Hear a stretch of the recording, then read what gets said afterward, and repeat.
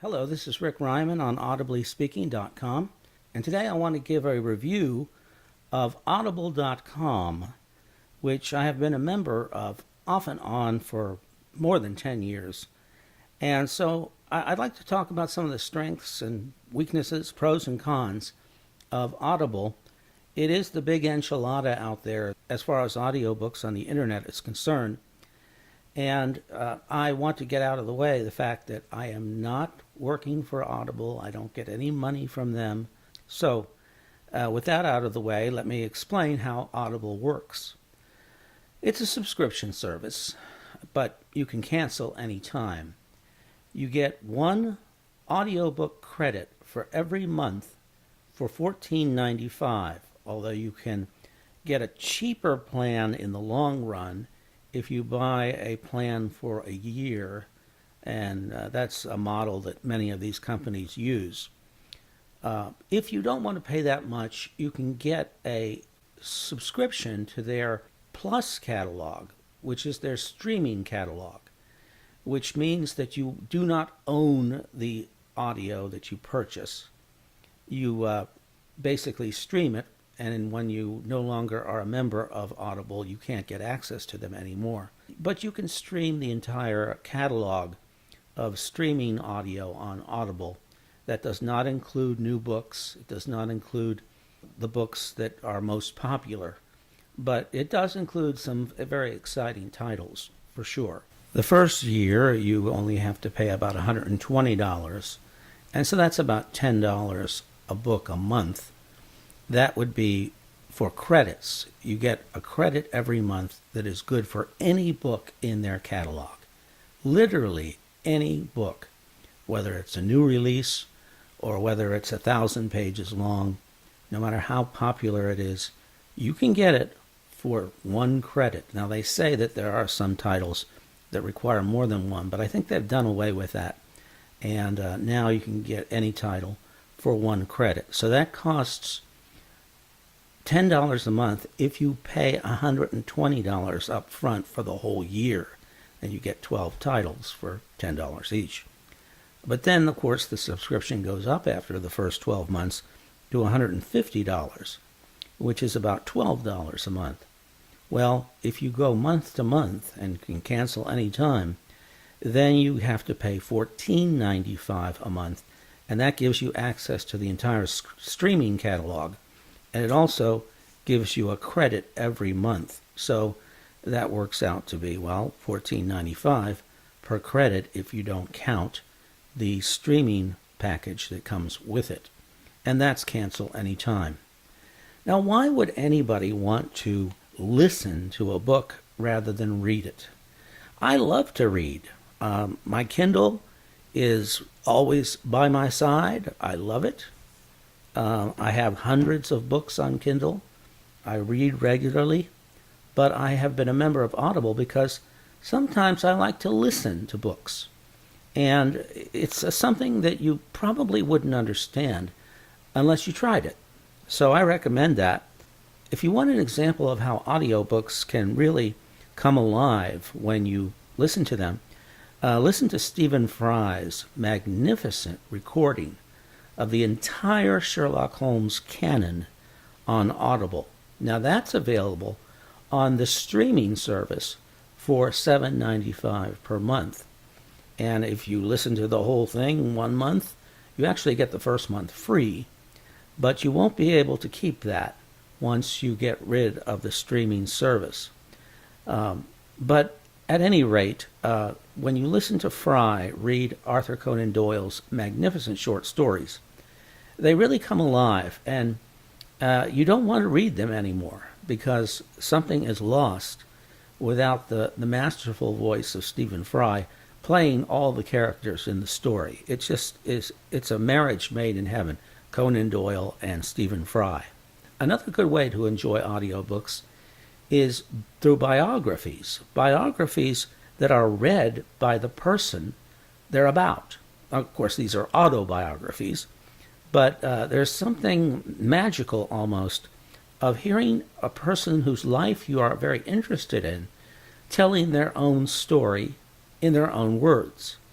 And so biographies were made for audio narration. Now, most people will say that audio is good for biographies or nonfiction, but a lot of people will say, no, audiobooks are only good for fiction. So I think that depends on whether you're a fiction person or a nonfiction person. Most people are one or the other.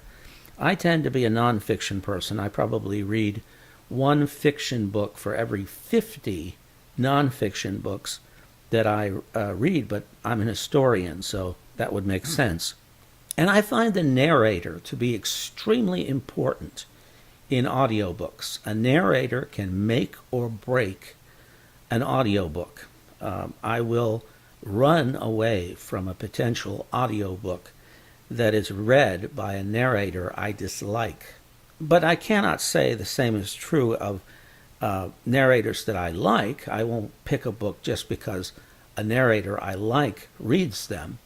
But if I'm on the fence, if I can't decide whether I want a book or not, and it's an audiobook read by someone who I feel is a magnificent reader, then that will probably lead to my choosing an audiobook instead of a regular book, as you might call it. Now, who would I recommend as audio narrators? Well, Audible has a number that are excellent. I'm thinking of George Guidall. George Guidall, he narrated a series of books that are popular with people about cats. Those are fiction, of course. Guidall also narrates a lot of nonfiction. He narrated the series of spy novels by Alan First, and I would heartily recommend Red Star by Alan First, read by George Guidall. He's one of the most popular audio narrators out there. In addition, I would recommend David Rintoul. Rintoul has narrated a lot of books, a lot of fiction, but also he narrated recently East-West Street by Philippe Sands. And that is a compelling book because it's the story of a man and his family, and some of the chapters are read by Philippe Sands, the author, and most of the chapters are read by Rintoul. I could listen to Rintoul reading the phone book, and it would be interesting. But in the case of East-West Street, you have a book about a complicated and emotional subject like genocide, told by Philippe Sands, in which it involved very directly members of his own family, both as victims of the Holocaust and as lawyers who set up the international law jurisprudence to convict people of crimes of genocide. And so when the chapters about Philippe Sands' families come round, Sands narrates those chapters. But in between, when he's talking about the grand events of history and weaving them into his family's history, he leaves the job of narrating to David Rintoul. And I would heartily recommend East-West Street for your listening pleasure. Also, Sands has recently written a book called The Rat Line, which is also about post-World War II memory and crimes that harken back to the Second World War. I also have to mention Eric Martin. He's a good narrator, too. Martin narrated The Impending Crisis, a book that I never expected to show up on audiobooks. It's a very dense history book about the years leading up to the American Civil War. And I did not think that someone could read that in a compelling way and hold the reader's attention. But as a matter of fact, Martin does a tremendous job, and I would heartily recommend that, too. What about women narrators? Are there women narrators that I can recommend? Well, of course. One of the greats is Wanda McCadden, who also goes by the name Nadia May sometimes. She has a great speaking voice, English-speaking voice, and she narrates some of Barbara Tuchman's books, like The Guns of August or The Proud Tower.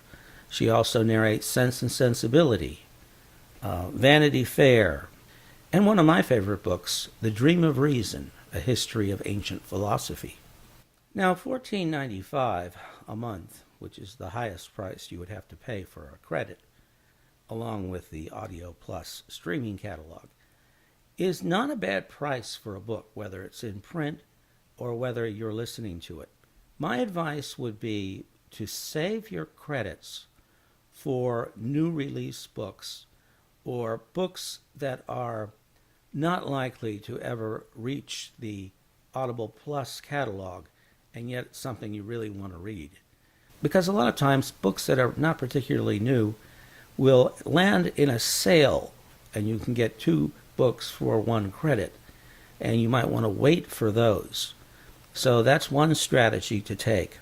You can also buy extra credits on an a la carte basis. Every month you can buy as many as 3 credits for, I think it is $36, and that would be $12 a book.